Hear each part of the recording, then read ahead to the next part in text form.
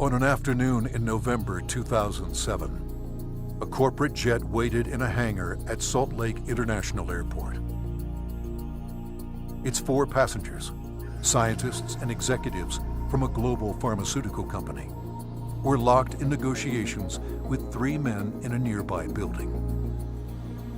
They started getting on the phone about noon back east, and they kept doing that, and about 2 o'clock they walked in the room and said, okay, we're convinced you've got something here, and it's significant enough that we will write you a check big enough that you won't want to talk to anybody else.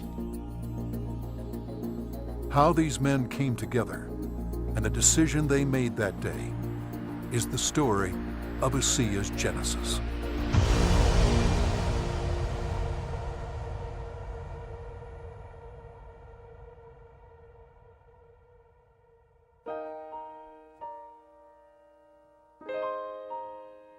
A lot of people have fathers that teach them sports.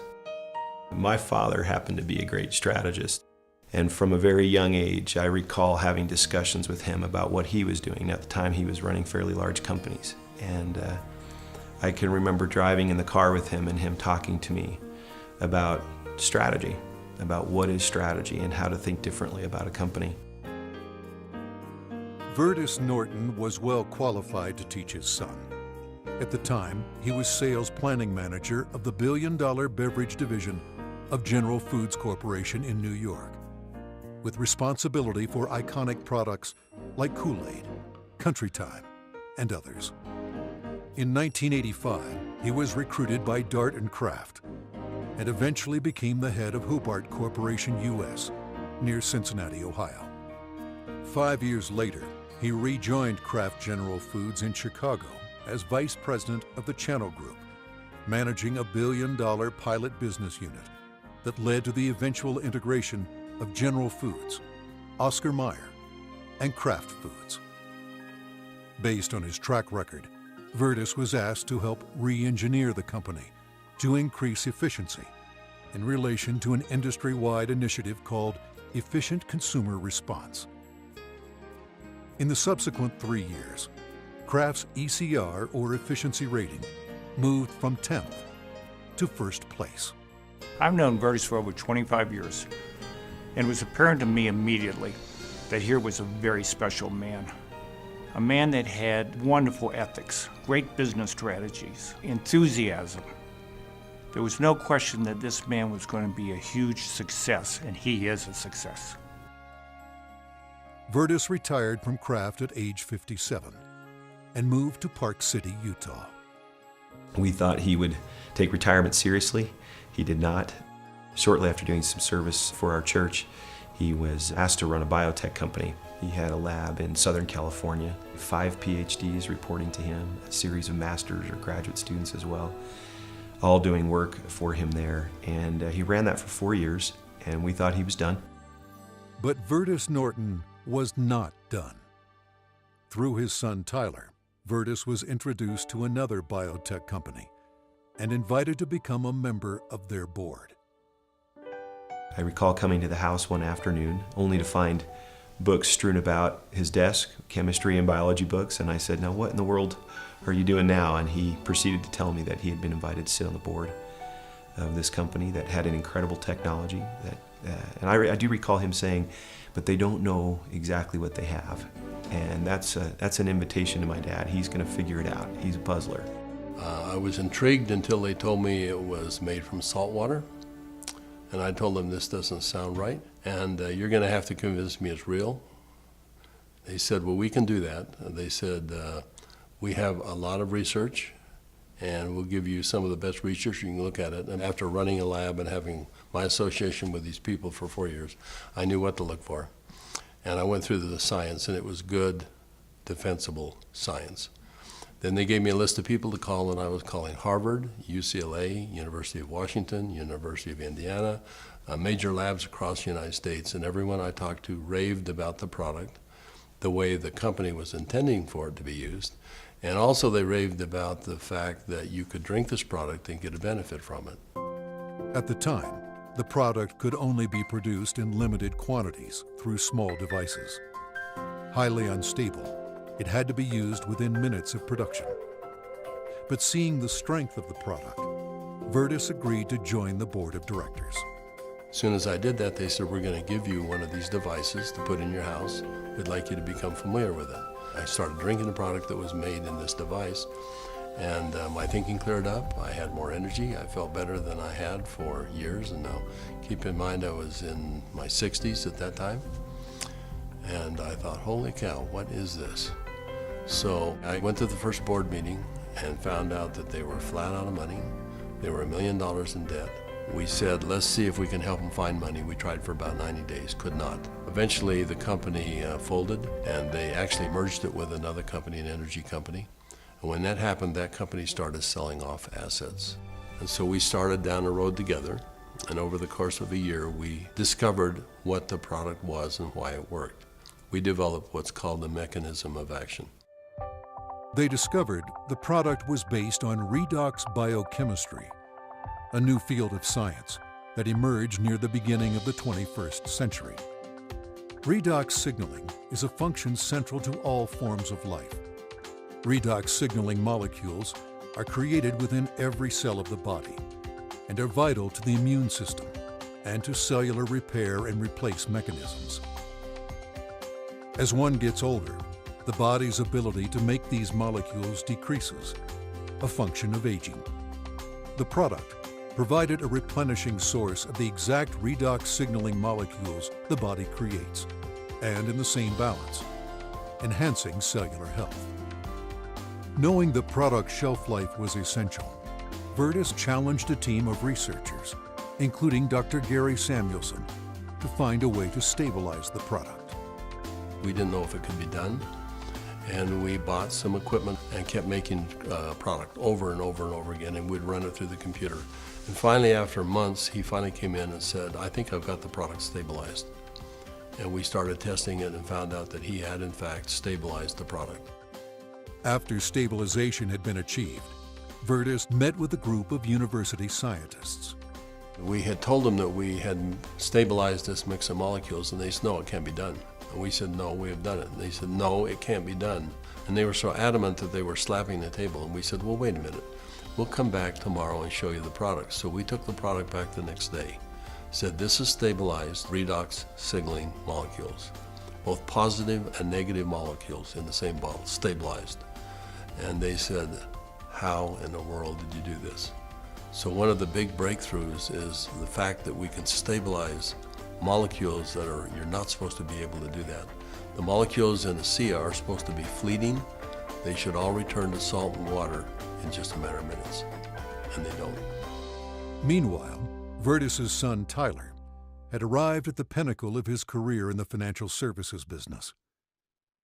His father took occasion to explain to him the technology he had acquired. He said to me, this is the product. He reminded me it was made from salt and water, and I was very concerned.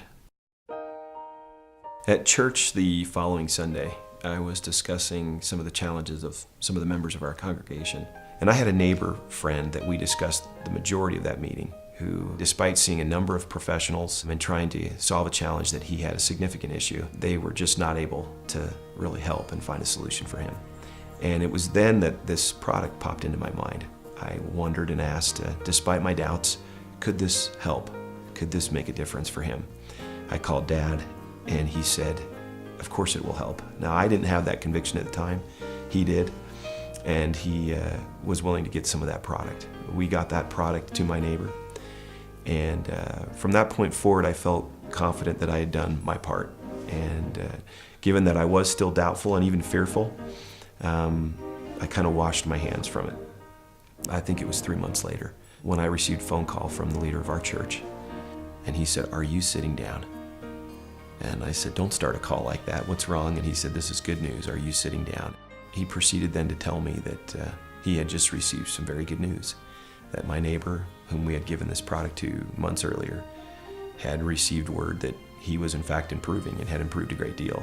Of course, the question going through my mind was, well, did he drink this stuff? And that was what my church leader told me. He says, "That's why I'm calling. He drank all of it, and he's confident that it's had a huge effect on his situation. I called my neighbor, and I needed for him to tell me what he had experienced. And he was quiet for a minute, as I recall, and said, "Do you have any idea what I think this has done for me and for my family?" He began to tell me things that I've now heard multiple times over from people across all of North America, and how this product helped him and made a difference for his family. Frankly, this was a problem for me. This became a problem for me. It was my first indication that this could be real, this could be meaningful. And I started to question kind of what I was doing, and feeling a need to get this product out to the world, watching the impact it was having. And I ultimately resigned in May of 2010 from a significant job, the job I'd spent the better part of 17 years getting to. And it was born of this sense and feeling that this product needed to be given to the world. I've known Tyler Norton for now over 20 years. He is a person who demonstrates integrity in all aspects of his business. He is able to motivate people to do things that are even beyond what they think they can do.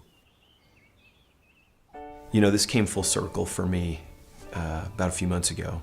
I happened to be out walking, and I looked ahead and saw a family coming towards me on the street. And as they got closer, I realized it was my neighbor that had been benefited by ASEA.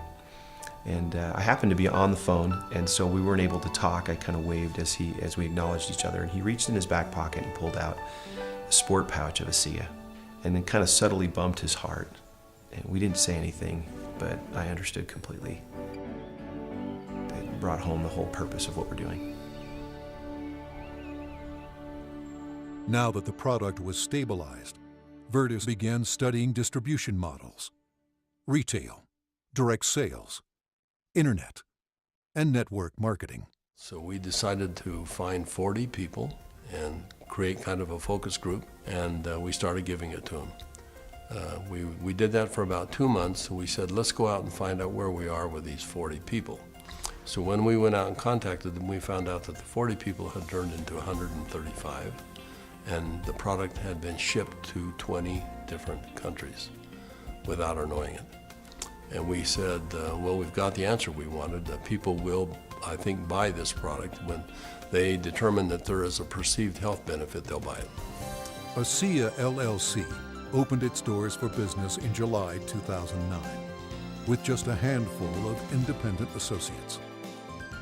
Today, there are tens of thousands, and their ranks are growing exponentially every month. In 2012, the company announced its entry into Europe, the first of many international steps to come. One of my fondest memories is of a Meet ASEA meeting that we held in Lexington, Kentucky. We had a huge group of people that came, very impressive group, and a lot of people coming up talking about what ASEA had done for them personally. But at the end of the meeting, they invited me to come up and gave me a small treasure chest. Wasn't very big, but as you open up the treasure chest, it's filled with letters of gratitude and thanks. It meant a great deal to me. So we came back to Salt Lake City, and I asked our people to go out and find a treasure chest, which we have done, and we have it in the office, and we continue to add letters to it. I have the privilege of going around the country and talking to people about this product. And it's not uncommon at the end of a meeting to have a group of people line up and want to tell me and really thank me, but more thank my dad. And as they tell their stories and I get a chance to look into their eyes and sense their sincerity and the realness of what this has done for them, more than once I've had to step out of the room and find a corner in a hotel somewhere where I could compose myself and get myself in order after hearing how sincere and thankful they are for this product. You know, we started off looking at this as a business opportunity, and as we progressed, it became more of a sense of purpose, but it's much more than that. We're creating a culture here. We're creating a family.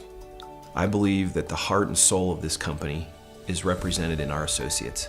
Our associates becoming is as important to us as them making an income. I don't believe you build checks.